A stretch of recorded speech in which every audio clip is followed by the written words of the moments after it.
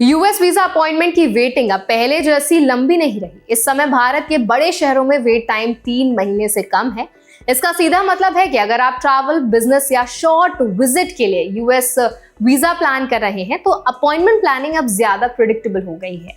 इस वीडियो में आज हम क्लियर तरीके से समझेंगे भारत में करंट वेट टाइम्स क्या है, visa process step by step कैसे काम करता है, रीशेड्यूलिंग के नए रूल्स क्या कहते हैं, डॉक्यूमेंट्स कब और कैसे जमा होते हैं और एप्लीकेंट्स को किन प्रैक्टिकल बातों पर ध्यान देना चाहिए ताकि डिले या कंफ्यूजन से बचा जा सके। तो चलिए फिर जल्दी से वीडियो को स्टार्ट करते हैं। हाय, मेरा नाम है वर्षा दुबे, आप मुझे देख रहे हैं एनबीटी टेक एड पर।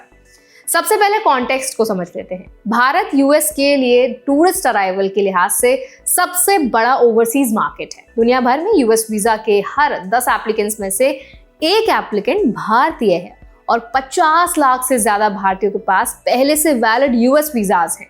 इसीलिए अपॉइंटमेंट सिस्टम को समझना सिर्फ कन्वीनियंस नहीं बल्कि प्लानिंग का जरूरी हिस्सा है। यूएस वीजा प्रोसेस का शुरुआत सही वीजा कैटेगरी पहचानने से होता है।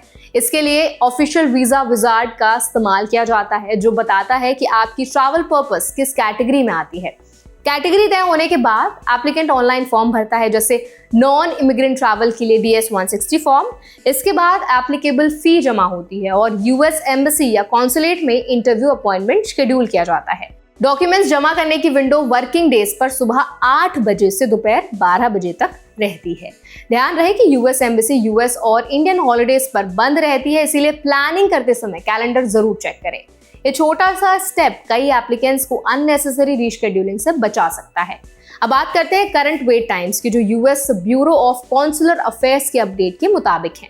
अभी कोलकाता, हैदराबाद और मुंबई में वेट टाइम लगभग 2.5 महीने है। नई दिल्ली में करीब 2 महीने है, जबकि चेन्नई में लगभग 1.5 महीने का इंतजार है। इन टाइमलाइंस का मतलब है कि अपॉइंटमेंट बुकिंग करते समय रियलिस्टिक एक्सपेक्टेशन रखना आसान है। एप्लीकेंट्स को समझना चाहिए कि वेट टाइम सिटी स्पेसिफिक होता है, इसीलिए फ्लेक्सिबिलिटी रखने से अपॉइंटमेंट जल्दी मिल सकती है। सबसे अहम रूल अपडेट की बात करते हैं। जनवरी 2025 से नॉन इमिग्रेंट वीजा यानी B1 B2 वीजा एप्लीकेंट्स को अपॉइंटमेंट एक बार बिना फी के रिशेड्यूल करने की परमिशन है। ये सुविधा एप्लीकेंट्स को फ्लेक्सिबिलिटी देती है, लेकिन इसकी सीमा तय है। पहली अपॉइंटमेंट आप अपनी पसंद की लोकेशन पर बुक कर सकते हैं और अगर बदलाव जरूरी हो तो सिर्फ एक बार रिशेड्यूल पॉसिबल है। इसका प्रैक्टिकल मतलब है अपॉइंटमेंट लेते समय डेट सोच समझ कर चुने ताकि लिमिटेड रिशेड्यूल ऑप्शंस वेस्ट ना हो। अब एक्सप्लेनेटरी एंगल से समझते हैं कि एप्लीकेंट्स को क्या ध्यान रखना चाहिए। पहला, वीजा कैटेगरी गलत चुनना डिले की सबसे बड़ी वजह बन सकता है, इसीलिए वीजा विजार्ड का इस्तेमाल जरूरी है। दूसरी, DS 160 फॉर्म में दी गई इंफॉर्मेशन एक्यूरेट और कंसिस्टेंट होनी चाहिए क्योंकि इंटरव्यू के दौरान वेरिफिकेशन होता है। तीसरा, अपॉइंटमेंट डेट के आसपास ट्रैवल प्लान्स या पर्सनल कमिटमेंट्स केयरफुली अलाइन करें ताकि रीशेड्यूल की जरूरत कम पड़े। डॉक्यूमेंट सबमिशन टाइमिंग भी क्रिटिकल है। वर्किंग डे विंडो सीमित है, इसीलिए एप्लीकेंट्स को टाइम मैनेजमेंट करना चाहिए। एम्बेसी क्लोजर को पहले से चेक करना प्रैक्टिकल प्लानिंग का हिस्सा है।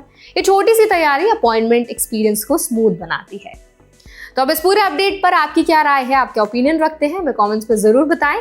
अगर वीडियो आपको हेल्पफुल लगा तो उसको लाइक जरूर करें, शेयर जरूर करें।